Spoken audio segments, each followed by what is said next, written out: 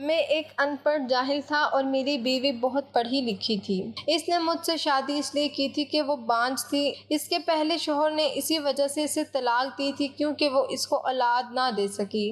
میں اپنی پڑھی لکھی خوبصورت بیوی پہ مرتا تھا۔ میں بہت خوش تھا اس کے ساتھ۔ پھر کچھ سالوں بعد اچانک وہ امید سے ہو گئی۔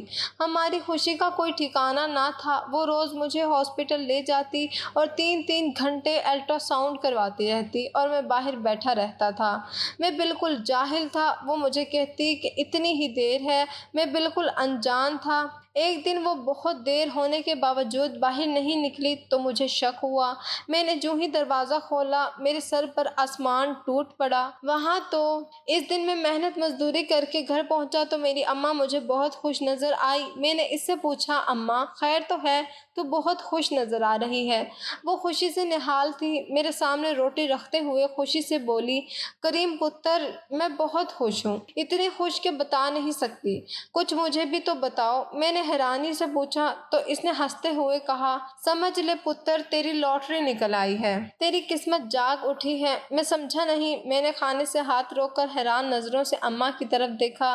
پھر اماں نے بتایا کہ ان کے کسی دور پرے کی رشتہ دار کی بیٹی کا رشتہ آیا ہے میرے لیے۔ لڑکی بہت خوبصورت پڑھی لکھی ہے، شادی ہوئی تھی مگر ٹوٹ گئی۔ مجھے تو ابھی تک یقین نہیں آ رہا تھا کہ کہاں وہ پڑھی لکھی لڑکی اور کہاں میں ان پڑھ جاہل عام سا آدمی جو محنت مزدوری کر کے 2 وقت کی روٹی کماتا تھا۔ بھلا مجھ جیسے بندے کو کیسے اتنی اچھی لڑکی مل سکتی ہے؟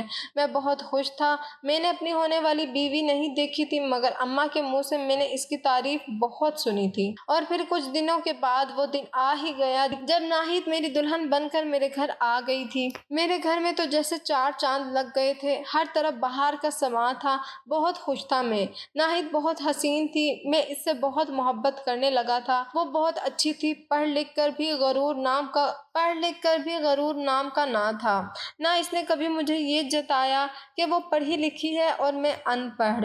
میں اس کا بہت خیال میرا بس نہیں چلتا کہ اس کے منہ سے نکلی ہر بات، ہر خواہش اسی وقت پوری کروں۔ ناہید نوکری کرتی تھی، اس نے شادی کے لیے 2 ماہ کی چھٹیاں لی ہوئی تھی۔ چھٹیاں ختم ہوئی تو وہ دوبارہ اپنے آفس گئی اور میں نے تو بس 3 دن ہی چھٹی کی تھی۔ میں غریب آدمی تھا، زیادہ چھٹی نہیں کر سکتا تھا ورنہ کھاتا کہاں سے۔ ناہید میرے ساتھ اسی غربت میں گزارا کرتی تھی۔ روکھی سوکھی کہا کہ ہم دونوں خوش تھے، بس اب میری ایک ہی خواہش تھی کہ میری اولاد ہو جائے۔ یہ جانتے ہوئے بھی کہ ناہید بانجھ ہے، میں دعا کرتا تھا۔ کبھی میں ناہید سے اس بات کا یا اس خواہش کا ذکر نہیں کیا تھا۔ میں دعا کرتا تھا لیکن کبھی میں نے ناہید سے اس بات کا یا اس خواہش کا ذکر نہیں کیا تھا، کہیں اس بیچارے کی دل آزاری نہ ہو۔ ایک رات اچانک میری آنکھ کھل گئی۔ میں نے دیکھا کہ ناہید اپنے بستر پر نہیں ہے۔ میں پریشان ہو گیا۔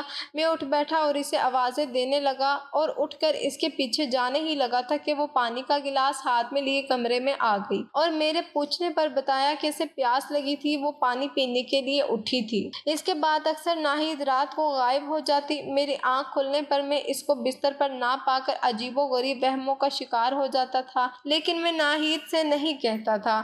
میں نہیں چاہتا تھا وہ یہ سوچ کر دکھی ہو کہ میں اس کے بارے میں کچھ غلط سوچتا ہوں یا اس پہ شک کرنے لگا ہوں۔ کچھ ماہ کے بعد اماں بھی فوت ہو گئی۔ اب بس گھر میں اور ناہید ہی تھے۔ ناہید کئی دن سے کسی سوچ میں ڈوبی نظر آتی، پوچھنے پر کچھ نہیں بتاتی اور یہ میرا وہم ہے یہ کہہ کر مجھے ٹال دیتی، اور میں بھی زیادہ زور دے کر اسے ہرگز پریشان نہیں کرنا چاہتا تھا۔ وہ بہت سمجھدار تھی اور میں کم عقل، یہ میرا ہی وہم ہوگا شاید، یہ کہہ کر میں ذہن میں آنے والے وہموں سے اپنی جان چھڑایا کرتا تھا۔ کچھ دنوں سے ناہید کی طبیعت بہت خراب تھی، وہ جاب پر بھی نہیں جا پا رہی تھی اور میں بھی کام پر نہیں جا سکتا تھا ناہید کو ایسی حالت میں چھوڑ کر۔ میں ناہید کو ڈاکٹر کے پاس لے گیا تھا۔ ڈاکٹر نے کچھ ٹیسٹ لکھ کر دیے تھے، ٹیسٹ کروایا اور جب ٹیسٹ کی رپورٹ آئی تو ہم دونوں کی خوشی کا تو کوئی ٹھکانہ نہیں تھا، چونکہ اللہ نے میری دعائیں سن لی تھی۔ ناہید ماں بننے والی تھی۔ ڈاکٹر نے خوشخبری سنائی اور ناہید کو دوائیاں لکھ کے دیں اور آرام کرنے کا کہا۔ ہم خوشی خوشی گھر واپس آئے۔ میں اب اور زیادہ ناہید کا خیال رکھنے لگا تھا، اس کی خوراک کا، دوائیوں کا، آرام کا۔ ناہید باقاعدگی سے دوائیاں کھاتی تھی، پھل کھاتی تھی، گھر کے کام میں ہی کرتا تھا۔ ناہید کی ایسی حالت نہیں تھی۔ صبح اس کا اور اپنا ناشتہ بنا کے اس کو اپنے سامنے کھلا کے پھر میں کام پر نکلتا تھا۔ واپس آ کر کھانا کھاتا، برتن دھوتا، اپنے اور ناہید کے میلے کپڑے بھی دھوتا۔ بقول ناہید کے میں نے اسے ہاتھ کا چھالا بنا کر رکھا تھا کچھ دنوں سے ناہید کی حالت کچھ صحیح ہوئی تھی۔ میں نے بھی سکون کا سانس لیا، ورنہ کام پر جاتے وقت بھی سارا دن ناہید کی فکر ہی لگی رہتی تھی۔ اس نے پھر سے جاب پر جانا شروع کر دیا تھا۔ اتنی اچھی جاب وہ چھوڑنا نہیں چاہتی تھی۔ مجھے اس کی نوکری کی کوئی ضرورت نہیں تھی، نہ ہی کبھی میں نے اس سے پیسے مانگے، نہ ہی پوچھا کہ وہ یہ پیسے کہاں خرچ کرتی ہے۔ وہ خود بتاتی کہ وہ اپنی تنخواہ بینک میں رکھوا دیتی ہے، آگے جا کر ہمارے کام آئیں گے۔ دیکھا جائے تو ہم دونوں کا خرچہ تھا ہی کتنا، مکان اپنا تھا، سبزی گھر میں اگائی ہوئی تھی، میری کمائی سے گزارا ہی ہو جاتا تھا۔ ایک دن میں گھر آیا تو ناہید گھر پر نہیں تھی۔ وہ مجھ سے 2 گھنٹے پہلے گھر آ جایا کرتی تھی۔ میں پریشان ہو گیا، اس کا نمبر ملایا تو نمبر بھی آف جا رہا تھا۔ میں سر پکڑ کے بیٹھ گیا کہ ناہید نے کیوں اتنی دیر کر دی اور فون کیوں بند ہے۔ اسی پریشانی میں آدھا گھنٹہ گزر گیا کہ دروازہ بجا۔ میں نے دیکھا وہ ناہید تھی۔ اسے دیکھ کر میں اپنی جگہ سے اٹھ کر اس کے پاس گیا اور پوچھا کہ وہ کہاں گئی تھی اور اس کی طبیعت تو ٹھیک تھی نا۔ میں کتنا پریشان اور فکر مند تھا اس کے لیے۔ اس نے بیٹھتے ہوئے بتایا کہ وہ آفس سے واپسی پر ڈاکٹر کے پاس چلی گئی تھی۔ ڈاکٹر نے کہا ہے کہ اب وقت آ گیا ہے وہ روزانہ الٹرا ساؤنڈ کروائے، اس لیے اب مجھے روز اس کے کلینک جانا پڑے گا، اور فون کی بیٹری ختم ہو گئی تھی اس لیے بند ہو گیا تھا۔ مجھے کچھ تسلی ہوئی یہ سن کر، لیکن میں نے اس سے کہہ دیا تھا کہ الٹرا ساؤنڈ کروانے میں خود اسے لے جاؤں گا، اکیلے نہیں جانے دوں گا۔ اس نے بہت کہا کہ وہ اکیلی چلی جایا کرے گی۔ میں نے کہا میں کہاں اس کے ساتھ وہاں خوار ہوں گا، الٹرا ساؤنڈ میں بہت وقت لگتا ہے اور وہاں مرد حضرات کو اندر بھی نہیں جانے دیتے، لیکن میں نے کہا کہ کچھ بھی ہو میں ہی لے جاؤں گا اور وہ مجھے اندر بے شک نہ جانے دیں۔ میں باہر بیٹھ کے تمہارا انتظار کر لیا کروں گا۔ جانے کیوں اسے یہ بات کچھ اچھی نہیں لگی تھی، لیکن مجھے اس کی بہت فکر تھی، میں اسے کیسے اکیلے جانے دیتا۔ اگلے دن سے ناہید کو الٹرا ساؤنڈ کے کلینک لے جانا شروع کر دیا۔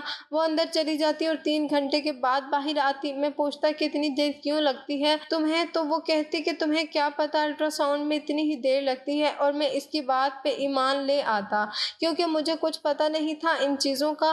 میں ٹھہرا ان پڑھ اور جاہل، مجھے کیا علم تھا ان باتوں کا۔ پھر میں روزانہ ناہید کو الٹرا ساؤنڈ کے لیے کلینک لے جاتا اور وہ معمول کے مطابق 3 گھنٹے بعد نکلتی اور میں اسے لے کر واپس۔ اس دن بھی میں اسے حسب معمول کلینک لے کر گیا۔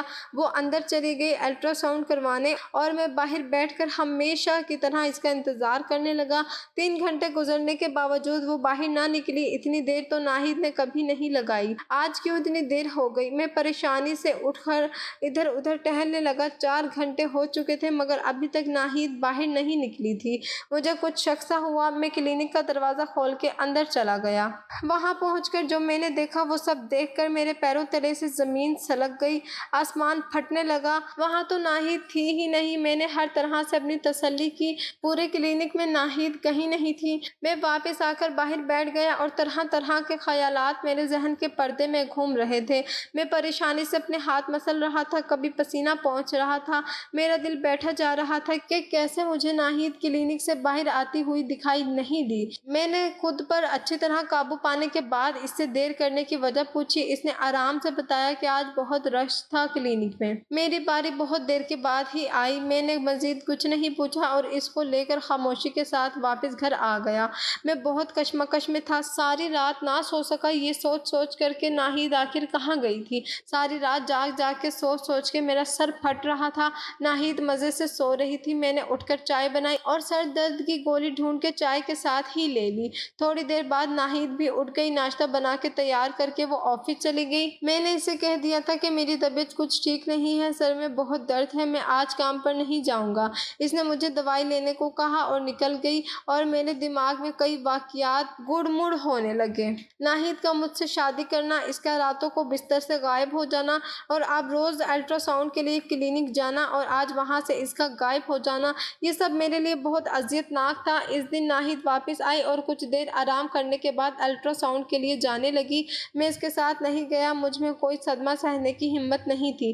میں نے اپنی طبیعت کی خرابی کا بتایا اور اس سے کہا کہ وہ آج اکیلی ہی چلی جائے۔ اس نے بھی زیادہ زور نہیں دیا اور چلی گئی اور ٹھیک 3 گھنٹے بعد کلینک سے گھر واپس آئی۔ آج وہ کچھ بجھی بجھی سی رہی تھی اور خاموشی سے اپنے خیالوں میں گمسم بیٹھی ہوئی تھی۔ ایسا لگتا تھا کہ جیسے کوئی بات اسے بہت پریشان کر رہی ہو۔ میں اسے کافی دیر تک غور سے دیکھتا رہا، مجھ سے اس کا اداس اداس چہرہ دیکھا نہیں جا رہا تھا۔ میں اپنی پیاری بیوی سے بہت پیار کرتا تھا مگر میں اس سے کچھ پوچھ بھی نہیں سکتا تھا کہ وہ کیوں اداس ہے اور کلینک کے بہانے روزانہ آخر وہ کہاں جاتی ہے۔ دوسرے دن میں بھی معمول کے مطابق کام پہ چلا گیا اور ناہید بھی اپنی نوکری پہ گئی۔ آج بھی میرا ذہن بہت منتشر تھا۔ ناہید کے واپس آنے سے پہلے ہی میں گھر پہنچ گیا تھا۔ ناہید نے گھر آ کر مجھ سے جلدی آنے کا سبب پوچھا اور میری طبیعت کا پوچھا۔ وہ میری طبیعت کی خرابی کی وجہ سے فکر مند نظر آ رہی تھی۔ میں نے اسے بتایا کہ تم پریشان نہ ہو، میں بالکل ٹھیک ہوں، اب بس ذرا سستی ہو رہی تھی تو جلدی چھٹی کر کے گھر چلا آیا۔ تم کچھ دیر آرام کر لو، تمہیں کلینک لے چلتا ہوں۔ اس نے حامی بھر لی اور کچھ دیر سونے کے لیے چلی گئی۔ اس کے بعد میں اسے لے کر کلینک چلا گیا جہاں وہ اکیلی ہی اندر چلی گئی۔ اس کے جانے کے کچھ دیر بعد میں بھی کلینک کے اندر داخل ہو گیا۔ ناہید وہاں نہیں تھی۔ میں کلینک کے دوسری طرف گیا تو ناہید دوسرے دروازے سے باہر جاتی ہوئی دکھائی دی۔ میرا سر گھوم رہا تھا۔ ہمت سے کام لیتے ہوئے میں بھی اسی دروازے سے باہر نکلا۔ وہاں جو دیکھا وہ میرا دل دہلانے کے لیے کافی تھا۔ میں نے وہاں ناہید کو ایک اجنبی شخص کے ساتھ گاڑی میں بیٹھتے ہوئے دیکھا۔ میں نے جھٹ سے آنے والے رکشے کو روکا اور اس گاڑی کا پیچھا کرنے کو کہا جس میں میری پیاری بیوی کسی غیر شخص کے ساتھ جا رہی تھی۔ کچھ دور جا کر گاڑی ایک ریسٹورینٹ کے سامنے رک گئی۔ ناہید اور وہ شخص گاڑی سے اترے اور ریسٹورینٹ کے اندر چلے گئے۔ میں نے بھی رکشہ روکا، رکشے والے کو پیسے دیے اور اندر داخل ہوا۔ ادھر ادھر نظریں دوڑانے کے بعد تھوڑی دور وہ دونوں ایک ٹیبل پر بیٹھے نظر آ گئے۔ ان کو ایک ساتھ بیٹھا دیکھ کر میرے دل پر چھریاں چلنے لگی۔ میرا سر شدید درد سے پھٹنے لگا۔ میری ٹانگوں میں بالکل سخت نہ تھی۔ بمشکل خود کو گھسیٹ کے میں ان کی ٹیبل تک پہنچا۔ بمشکل خود کو گھسیٹ کے میں خود ان کی ٹیبل پر پہنچا۔ ناہید نے مجھے اپنی طرف آتا دیکھ لیا تھا۔ وہ اپنی کرسی سے اٹھ کھڑی ہوئی۔ اس کا رنگ سفید پڑ گیا تھا۔ یوں پکڑے جانے پر ناہید کے منہ سے دو لفظ ہی نکلے۔ یہ سن کر میری جانب پیٹ دیے ہوئے اس شخص نے پیچھے مڑ کر میری طرف دیکھا اور گھبرا کر اٹھ کھڑا ہوا۔ میں ہمت کر کے آگے بڑھا اور ناہید کا ہاتھ پکڑ کر کے کھینچتا ہوا ریسٹورینٹ سے باہر لے آیا۔ وہ شخص بس خاموشی سے یہ سارا تماشا دیکھتا رہا کیونکہ وہ میں نے ریسٹورینٹ سے باہر نکل کر رکشہ روکا اور ناہید کو بٹھا کر میں بھی رکشے میں بیٹھ گیا۔ سارا راستہ ہم دونوں نے خاموشی میں کاٹا۔ میں شدید صدمے سے دو چار تھا۔ میں کیا کوئی بھی غیرت مند مرد اپنی بیوی کو کسی غیر کے ساتھ یوں چوری چھپے اپنے شوہر کو دھوکہ دے کر ملتے دیکھے گا تو اس کا بھی وہی حال ہوگا جو میرا ہوا۔ ہم دونوں گھر پہنچ گئے تھے۔ رکشے سے اتر کر میں اندر آیا اور اپنا سر پکڑ کر بیٹھ گیا۔ ناہید اندر داخل ہوئی۔ وہ بہت گھبرائی ہوئی تھی۔ آ کر میرے پاس چارپائی پر بیٹھ گئی۔ اس کے بیٹھتے ہی میں اٹھ کھڑا ہوا اور صحن میں پریشانی سے ٹہلنے لگا۔ میں بہت بے چین تھا۔ کچھ سجائی نہیں دیتا تھا۔ مجھے یاد نہیں کہ میں نے کیا دیکھا اور میں کہاں گیا تھا۔ ذہن میں بس ایک فلم چل رہی تھی۔ میرے ہاتھ بچھے ہوئے تھے، جسم کانپ رہا تھا، آنکھیں سرخ ہو گئی تھیں۔ ناہید سر جھکائے بیٹھی تھی۔ کتنا وقت یوں ہی وحشت اور خاموشی میں گزر گیا تھا کہ اچانک میں چلایا، کون تھا وہ؟ ناہید میرے غصے بھری آواز سن کے سہم گئی تھی اور چپ رہی۔ میں اس کے پاس گیا اور اس کی طرف دیکھ کے پوچھا، ناہید کون تھا وہ جس کی وجہ سے تم نے میری عزت مٹی میں ملا دی، جس سے تم یوں چھپ چھپ کر ملتی ہو؟ تم نے مجھے کیوں دھوکہ دیا؟ میں نے تمہیں بہت پیار دیا، عزت دی اور تم نے مجھے یہ سلا دیا۔ میں اس سے پوچھ رہا مگر وہ ایک لفظ نہ بولی۔ تھک ہار کر میں نے اپنا سر اپنے گھٹنوں پر رکھ دیا، دونوں ہاتھوں کا گھیرا ڈال کر رونے لگا۔ کتنی دیر میں روتا رہا، پھر ناہید کی لرزتی ہوئی آواز سنائی دی، وہ میرا پہلا شوہر تھا۔ میں نے ناہید کی آواز سن کر اپنا سر اپنے گھٹنوں پر سے اٹھایا اور حیرانی سے اس کی طرف دیکھنے لگا۔ ناہید اور شعیب ایک ہی یونیورسٹی میں پڑھتے تھے۔ دونوں کی سلام دعا شروع ہوئی اور دوستی میں بدل گئی۔ کچھ عرصے بعد ان کی دوستی محبت میں بدل گئی۔ دونوں شادی کرنا چاہتے تھے، لہٰذا یونیورسٹی کی پڑھائی ختم ہوتے ہی شعیب نے اپنے گھر والوں کو ناہید کے گھر رشتہ مانگنے بھیج دیا تھا۔ ناہید کے گھر والوں کو ناہید کی پسند کا علم تھا، اس لیے انہوں نے شعیب کا رشتہ ناہید کے لیے قبول کر لیا۔ کچھ دن بعد منگنی کی تقریب ہوئی اور 6 ماہ بعد شادی طے پائی تھی۔ ناہید اور شعیب بہت خوش تھے۔ دونوں کی لو میرج ہو رہی تھی۔ دونوں بہت خوش تھے۔ خوشی خوشی شادی کی تیاریاں شروع ہو گئیں اور پھر شادی کا دن بھی آن پہنچا۔ جب دونوں کو ان کی محبت مل گئی، ناہید بیاہ کے شعیب کے گھر آ گئی تھی۔ خوشی خوشی زندگی بسر ہو رہی تھی۔ کچھ سال گزرتے جا رہے تھے مگر ان ان کی محبت میں کمی نہیں آئی، بس کمی تھی تو صرف اولاد کی۔ ناہید کی شادی کو 5 سال ہو گئے تھے مگر وہ ماں نہ بن سکی۔ اس نے اپنا بہت علاج کروایا مگر ماں نہ بن سکی۔ ڈاکٹر نے کہا تھا کہ دونوں اپنے ٹیسٹ کروائیں، پتہ چلے کہ کمی کس میں ہے تو اس کا علاج ہو سکے۔ دونوں نے ٹیسٹ دیے۔ کچھ دن بعد شعیب ہاسپٹل سے رپورٹس لے کر آیا اور لا کر ناہید کے ہاتھ میں تھما دی اور کہا کہ میری رپورٹس بالکل ٹھیک ہیں مگر تم کبھی ماں نہیں بن سکتی۔ یہ سن کر میں بہت روئی، کئی دن تک بستر پر پڑی رہی۔ اسے بہت خواہش تھی بچے کی، وہ ادھوری عورت بن کر نہیں جینا چاہتی تھی۔ اس نے ہر چیز میں دلچسپی چھوڑ دی تھی، بننا سنورنا، کھانا پینا، گھومنا پھرنا سب چھوڑ دیا تھا۔ شعیب کے بہت سمجھانے پر بھی وہ زندگی میں کوئی دلچسپی نہیں لے رہی تھی، ہر وقت اداس روئی روئی نظر آتی۔ شعیب اس کی اس عادت سے بیزار ہونے لگا تھا۔ اسے ناہید پہلے والی چاہیے تھی جو ہنستی مسکراتی تھی، زندہ دل تھی، اور شعیب کی زندگی نارمل نہیں گزر رہی تھی۔ ایسا لگتا تھا جیسے ان کے پیار کو کسی کی نظر لگ گئی تھی۔ شعیب بہت کوشش کرتا کہ ناہید نارمل زندگی کی طرف آئے مگر ناہید اس صدمے سے چاہنے کے باوجود بھی نہیں نکل پا رہی تھی۔ اس نے کیا خواب دیکھے تھے کہ اس کے اور شعیب کے بچے آنگن میں کھیلیں گے، دونوں ایک ہنستی مسکراتی مکمل زندگی جئیں گے مگر ایسا نہ ہو سکا۔ شعیب اس کے اس رویے سے بہت دل برداشتہ ہو گیا تھا۔ اسے بہت سمجھاتا کہ اسے کوئی بچہ نہیں چاہیے، وہ کوئی بچہ گود بھی لے سکتے ہیں مگر ناہید کو تو اپنا بچہ چاہیے تھا۔ وہ اب کوشش کرنے لگی تھی کہ شعیب کو اس سے کوئی شکایت نہ ہو، دل سے دکھی ہونے کے باوجود خوش رہنے کی کوشش کرتی۔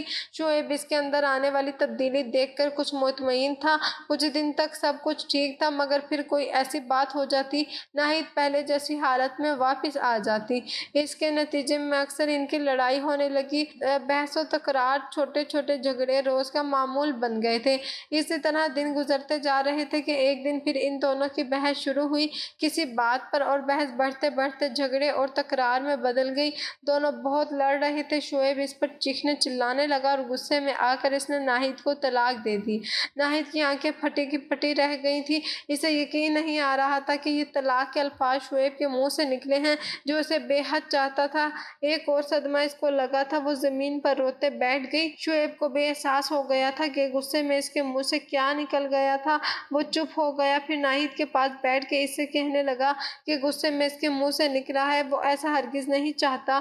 ناہید جو اس وقت سکتے کی کیفیت میں تھی وہاں سے اٹھتے ہوئے بولی، سب ختم ہو گیا ہے شعیب، سب ختم ہو گیا ہے۔ شعیب نے بہت کوشش کی اسے روکنے کی مگر وہ اپنا سامان پیک کر کے اسی وقت گھر سے نکل کر اپنے مائکے آ گئی، کیونکہ طلاق کے بعد اس کا شعیب کے گھر رہنا بنتا نہیں تھا۔ اس کے بعد شعیب کئی مرتبہ اس کے والدین کے پاس آیا کہ اس مسئلے کا کوئی حل نکلے مگر اس کے والدین نے کہا کہ اب یہ شادی ختم ہو گئی ہے، تم ناہید کا پیچھا چھوڑ دو۔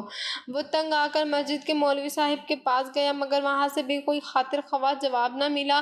وہ بہت پریشان تھا۔ پھر اس کے ایک دوست نے اسے کہا کہ فلاں جگہ پہ مفتی صاحب بیٹھتے ہیں، ان سے مشورہ کر لو جا کر۔ وہ وہاں بھی گیا اور اپنے آنے کا مقصد بیان کیا۔ مفتی صاحب نے کہا کہ طلاق ہو چکی ہے لیکن حلالے کے بعد وہ اس سے دوبارہ نکاح کر سکتا ہے۔ وہ خوش ہوا کہ کوئی تو صورت نکلی ناہید کو دوبارہ پانے کی۔ وہ ناہید کو فون کرتا رہا کہ ایک بار مجھ سے مل لو، مسئلے کا حل نکالنا ہے۔ ناہید اس کے بہت زور دینے پر مان گئی۔ شعیب نے ملنے پر اسے مفتی صاحب کی بات بتائی اور کہا کہ اب صرف یہی راستہ ہے ہمارے پاس پھر سے ایک ہونے کا کہ تم کسی ایسے شخص سے شادی کر لو جو تمہیں کچھ عرصے بعد طلاق دے دے اور اس کے بعد ہی ہم دونوں دوبارہ شادی کر سکتے ہیں۔ ناہید یہ سن کر پریشان تھی اور کہا کہ ایسا کون ہوگا جو کچھ عرصے بعد اسے طلاق دے دے۔ دونوں اس دن دیر تک اس موضوع پر بات کرتے رہے۔ گھر آ کر ناہید دیر تک سوچتی رہی ایسا کون ہے جو اس سے شادی کر لے اور طلاق دے دے۔ تب اسے کریم کا خیال آیا جو ایک دن ان کے گھر کسی کام سے آیا تھا، بہت سیدھا سادہ عام تھا، اسے آسانی سے طلاق دے سکتا تھا۔ اماں کی کسی دور پار کی کزن کا بیٹا تھا، وہ لوگ بہت غریب تھے۔ اس نے اپنی ماں سے بات کی کہ وہ شادی کرنا چاہتی ہے اور وہ کریم کی اماں سے اس کی بات چلائے۔ اماں نے کہا کہ وہ لوگ تو بہت غریب ہیں اور کریم تو پڑھا لکھا بھی نہیں ہے، لیکن ناہید کی ضد کرنے پر وہ راضی ہو گئی کہ وہ تھا تو اچھا اور شریف انسان، اور اس کی اماں کو بلوا کے اسے ناہید کا رشتہ دیا۔ ناہید کریم کے گھر آ گئی۔ کریم کا خلوص دیکھ کر وہ بہت شرمندہ ہوتی، وہ اس سے بہت محبت کرتا، اس کا خیال رکھتا، بنا کسی وجہ کے وہ کیسے اس سے طلاق لیتی۔ وہ سوچتی رہتی، روز رات کو شعیب اسے فون کرتا، وہ پانی پینے کے بہانے باہر آ کر اس سے بات کرتی، وہ طلاق لینے کی بات کرتا اور ناہید کہتی کہ وقت آنے پر طلاق طلاق لے گی، کچھ عرصہ انتظار کرو۔ وہ کچھ عرصے بعد اس سے طلاق کا مطالبہ کرنے ہی والی تھی کہ اس کی طبیعت خراب ہو گئی اور اسے پتہ چلا کہ وہ ماں بننے والی ہے۔ وہ بہت حیران تھی کہ میں تو بانجھ تھی، میں کیسے ماں بن سکتی تھی۔ وہ اپنے میکے گئی، وہاں سے پرانی رپورٹس ڈھونڈی جس میں لکھا تھا کہ وہ کبھی ماں نہیں بن سکتی۔ وہ اسی ڈاکٹر کے پاس گئی اور رپورٹس اس کے سامنے پھینک کے پوچھنے لگی کہ وہ تو بانجھ تھی، پھر ماں کیسے بن گئی؟ نئی رپورٹ بھی اسے دکھائی، گڑبڑائی اور پھر شرمندہ ہوئی اور کہا کہ بانجھ تم نہیں تھی۔ ڈاکٹر نے اس پر انکشاف کیا اور بتایا کہ بانجھ تمہارا شوہر تھا، وہ باپ نہیں بن سکتا تھا اور اسی کے کہنے پر اس نے وہ غلط رپورٹس بنائیں۔ اسے یقین نہیں آ رہا تھا کہ کوئی اس کے ساتھ اتنا بڑا دھوکہ کیسے کر سکتا ہے۔ اسے بہت بڑا دھچکا لگا تھا۔ اب وہ اسے روز الٹرا ساؤنڈ کے بہانے ملنے لگی تھی، اسے بتا دیا کہ وہ سچ جان چکی ہے۔ وہ معافی مانگتا اور کہتا کہ وہ اسے کھونا نہیں چاہتا تھا، اسے کہتے کہ اب وہ کریم کے ساتھ ہی رہنا چاہتی ہے، وہ بہت اچھا انسان ہے اور وہ اسے نہیں چھوڑ سکتی۔ اب جب کہ وہ اس کے بچے کی ماں بننے والی ہے اور یہ کہ اگر وہ ماں نہ بنتی تو کبھی یہ جان نہ پاتی کہ شعیب نے اسے دھوکہ دیا تھا۔ اس دن وہ اس سے آخری بار ملنے گئی تھی اور صاف بتا دیا کہ وہ کریم کے ساتھ ہی رہے گی۔ جب کریم نے اس کا پیچھا کیا اور ریسٹورنٹ میں دونوں کو ساتھ دیکھ لیا، میں خاموشی سے سارا قصہ سنتا رہا اور میرا دل مطمئن ہو گیا یہ جان کر کہ ناہید نے مجھے دھوکہ نہیں دیا بلکہ اس کے ساتھ دھوکہ ہوا۔ میں نے اسے گلہ کیا کہ اس نے مجھے پہلے کیوں نہیں بتایا یہ سب۔ وہ روتے ہوئے بولی کہ وہ بہت پریشان تھی، کچھ سمجھ نہیں آ رہا تھا اور آج کے بعد شعیب کبھی اس کے پیچھے نہیں آئے گا۔ میں یہ سن کر شکر ادا کرنے لگا کہ مجھے ناہید جیسی بیوی ملی۔ میں اسے اس حالت میں مزید پریشان نہیں کرنا چاہتا تھا۔ اس کے آنسو پہنچے، اسے اندر لے آیا، تسلی دی کہ مجھے اس سے اب کوئی گلہ نہیں ہے، پر اب ہم دونوں بہت خوش رہیں گے اپنے بچے کے ساتھ انشاءاللہ۔ وہ میں نے اطمینان کا سانس لیا تھا۔ اگر آپ کو ہماری کہانی پسند آئی ہے تو اسے لائک کریں، شیئر کریں اور ہمارے چینل کو سبسکرائب کریں۔ اگلی کہانی تک کے لیے اجازت دیجیے۔ اللہ حافظ۔